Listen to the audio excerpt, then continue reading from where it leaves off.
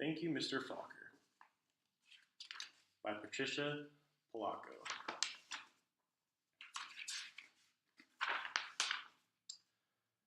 The grandpa held the jar of honey so that all the family could see, then dipped the ladle into it and drizzled honey on the cover of a small book. The little girl had just turned 5. Stand up, little one, he cowed. I did this for your mother, your uncles, your older brother, and now you. Then he handed the book to her. Taste. She dipped her finger into the honey and put it into her mouth. What does that taste? The grandpa asked. The little girl answered, Sweet. Then all the family said in a single voice, Yes, and so is knowledge. But knowledge is like the bee that made that sweet honey. You have to chase it through the pages of a book. The little girl knew that the promise to read was at last hers. Soon she was going to learn to read. Trisha, the littlest girl in the family, grew up loving books. Her schoolteacher mother read to her every night. Her red-headed brother brought his books home from school and shared them. And whenever she visited the family farm, her grandfather or grandmother read to her by the stone fireplace. When she turned 5 and went to kindergarten, most of all, she hoped to read. Each day she saw the kids in the first grade across the hall reading, and before the year was over, some of the kids in her own class began to read. Not Trisha. Still, she loved being at school because she could draw. The other kids would crowd around her and watch her do her magic with the crayons. In first grade, you learn to read, her brother said. In first grade, Trisha sat in a circle with the other kids. They were all holding Our Neighborhood, their first reader, sounding out letters and words. They said ba, ba, oi, boy, and lul, lul, ook, look. The teacher smiled at them when they put all the sounds together and got a word right. But when Trisha looked at a page, all she saw were wiggling shapes. And when she tried to sound out words, the other kids laughed at her. Trisha, what are you looking at in the book? They'd say. I'm reading, she'd say back to them. But her teacher would move on to the next person. Always when it was her turn to read, her teacher had to help her with every single word. When the other kids moved up in the second grade and third grade, she stayed alone in Our Neighborhood.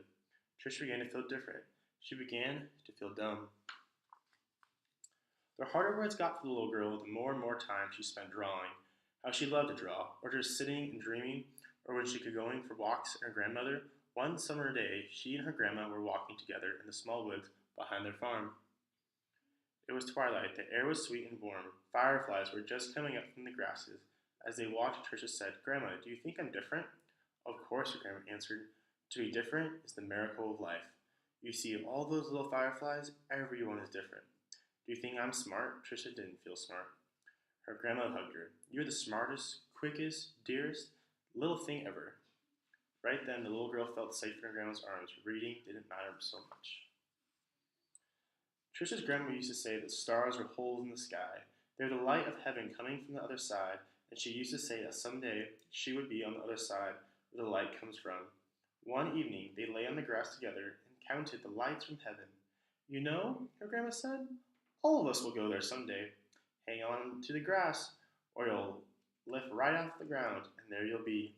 They laughed and both hung on to the grass. But it was not long after that night that her grandma must have let go of the grass, because she went to where the lights were on the other side.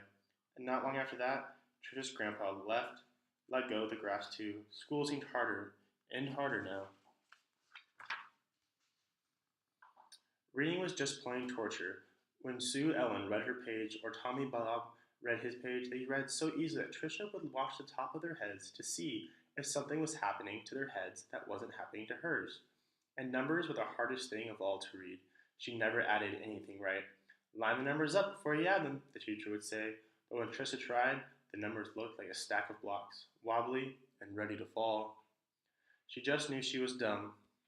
Then one day, her mother announced that she had gotten a teaching job in California, a long way from the family farm in Michigan.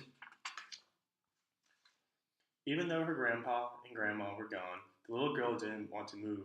Maybe though the teachers and the kids in her new school wouldn't know how dumb she was. She and her mother and brother moved across country in a two-tone 1949 Plymouth. It took 5 days. But at the new school, it was the same. When she tried to read, she stumbled over words. The cat ran. She was reading like a baby in the 3rd grade. And when her teacher read along with them and called on Trisha for an answer, she gave them the wrong answer every time. Hey dummy, a boy called out to her on the playground. How come you are so dumb? Other kids stood near him, and they laughed. Trisha could feel the tears burning in her eyes, how she longed to go back to her grandparents' farm in Michigan. Now Trisha wanted to go to school less and less. I have a sore throat, she would say to her mother, or I have a stomach ache. She dreamed more and more and drew more and more, and she hated school. Then, when Trisha started fifth grade, the school was all buzz. There was a new teacher. He was tall and elegant, and everybody loved his striped coat, slick gray pants. He wore the neatest clothes. All the usual teacher pets gathered around him. Stevie Joe and Alice Mary, Davy and Michael Lee. But right from the start, it didn't seem to matter to Mr. Falker which kids were the cutest, or the smartest, or the best at anything. Mr. Falker would stand behind Trisha whenever she was drawing and whisper, "This is brilliant, absolutely brilliant. Do you know how talented you are?" When he said this, even the kids who teased her would turn around in their seats and look at the drawings, but they still laughed whenever she gave a wrong answer. Then one day she had to stand up and read, which she hated. She was stumbling through a page in Charlotte's Web, and the page was going all fuzzy when the kids began to laugh out loud.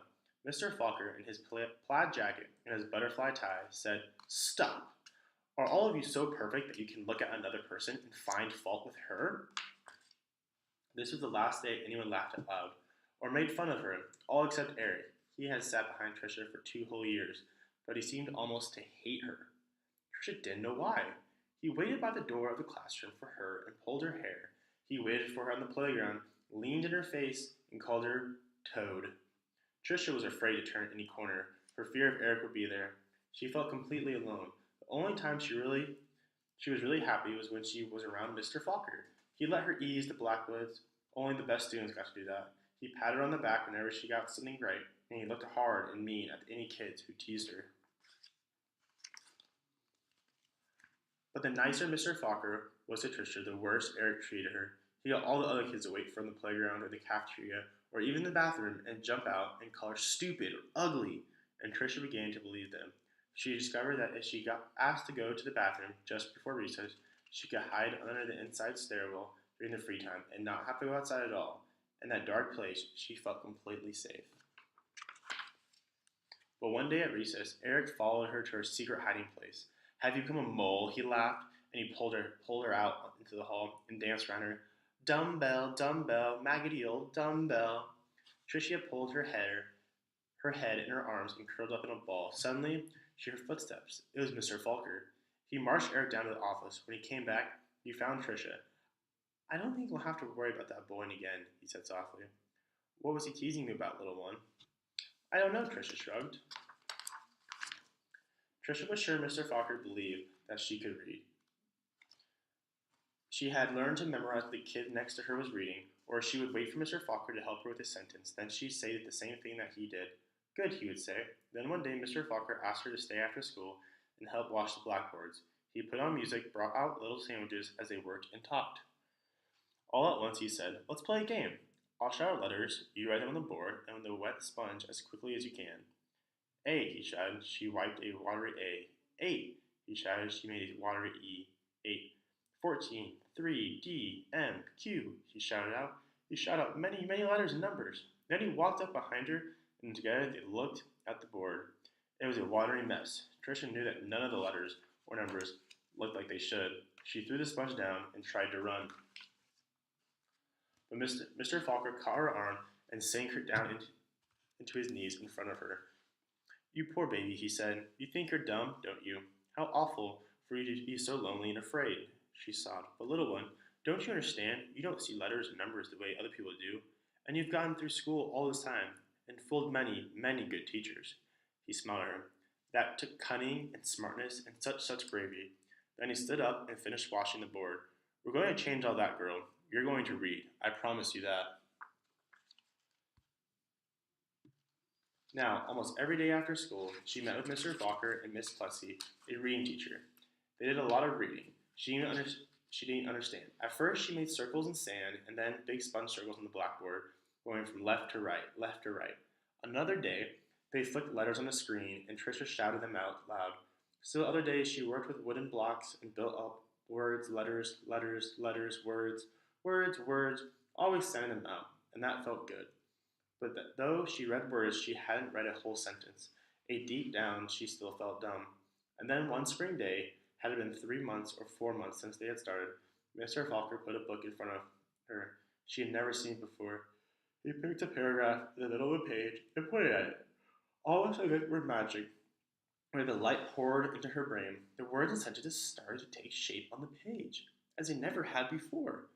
She marched them off too. Slowly she read a sentence, then another, and finally she read a paragraph and she understood the whole thing. She didn't notice that Mr. Falker and Miss Plessy had tears in their eyes. That night, Tricia ran home without stopping to catch her breath. She bounded up the front steps, threw open her front door, and ran through the dining room to the kitchen. She climbed up on the cupboard and grabbed a jar of honey. Then she went to the living room and found the book on a shelf, the very book that her grandpa had shown her so many years ago. She spooned honey on the cover and tasted the sweetness, and said to herself, "The honey is sweet, and so is knowledge, but knowledge is like the bee who made the honey and has to be chased."